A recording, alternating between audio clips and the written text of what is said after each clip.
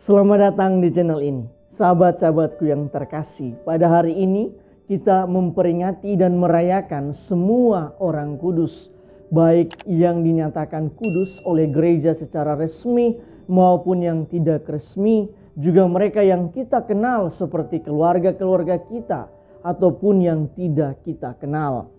Di dalam bacaan pertama, Santo Yohanes menceritakan, "Aku melihat suatu kumpulan besar orang banyak yang tidak dapat dihitung banyaknya dari segala bangsa dan suku dan kaum dan bahasa. Mereka berdiri di hadapan takhta dan di hadapan Anak Domba.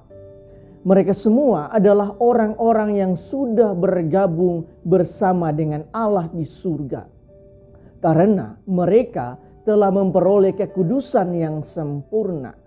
Gereja Katolik memang mengajarkan bahwa setiap orang dipanggil menjadi kudus. Lumen Gentium nomor 39. Pertanyaannya, bagaimana kita memperoleh kekudusan di dalam hidup ini? Di dalam bacaan Injil, Yesus mewartakan tentang sabda bahagia. Dengan pewartaan ini, Yesus menekankan bahwa sabda bahagia adalah jalan menuju kekudusan. Siapa saja yang bermurah hati, yang suci hatinya, bahkan siapa saja yang rela dicela dan dianiaya demi Yesus sendiri, mereka semua sedang berjalan menuju kekudusan. Dan lebih daripada itu, sabda bahagia yang diwartakan oleh Yesus, semuanya itu telah dihidupi oleh Yesus sendiri. Karena itu, di dalam bacaan kedua, Santo Yohanes mengajak kita semua agar hidup kita bisa menyerupai Kristus. Pada saat itu kita akan menjadi suci sama seperti Yesus yang adalah suci. Sahabat-sahabatku yang terkasih, marilah kita merenungkan beberapa rema permenungan ini berhubungan dengan bacaan-bacaan yang kita dengarkan hari ini. Pertama, dengan perayaan ini, gereja hendak mengingatkan kita tentang tujuan akhir dari hidup kita di dunia ini. Ada kehidupan setelah kematian, bahkan ada tujuan yang paling akhir yang akan kita tuju setelah kematian, yaitu bergabung bersama dengan Allah di dalam kerajaan surga. Dengan kata lain, hidup di dunia ini hanya sementara dan fana. Kita ini sedang bersiarah menuju tanah terjanji yang sesungguhnya, yaitu di surga. Karena itu semestinya kita tidak boleh hanya memprioritaskan kebutuhan-kebutuhan duniawi kita, tetapi juga patut memprioritaskan kebutuhan-kebutuhan rohani. Kedua, menjadi kudus dan suci tidak hanya dicapai lewat ketekunan di dalam doa, tetapi juga kualitas hati kita harus menyerupai sabda bahagia dan kualitas hidup kita harus menyerupai hidup Yesus sendiri.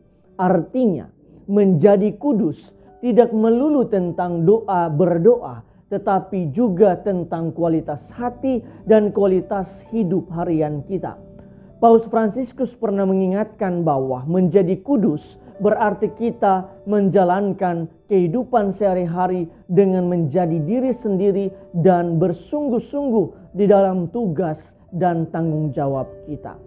Artinya, seorang ayah bisa menjadi kudus ketika ia benar-benar bertanggung jawab sebagai kepala rumah tangga.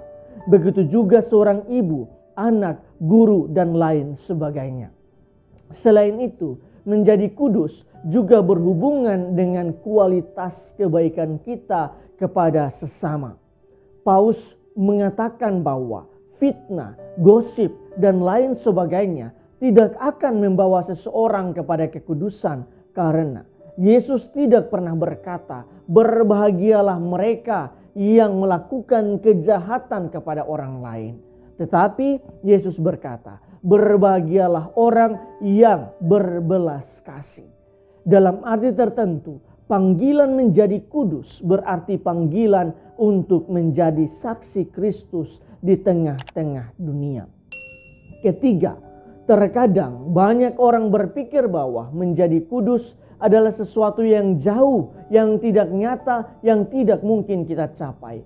Padahal menjadi kudus itu adalah sesuatu yang sangat dekat dengan hidup kita, sangat nyata dan sangat mungkin tercapai. Karena yang terpenting ialah kita bertanggung jawab penuh terhadap hidup kita, terhadap tugas dan tanggung jawab kita.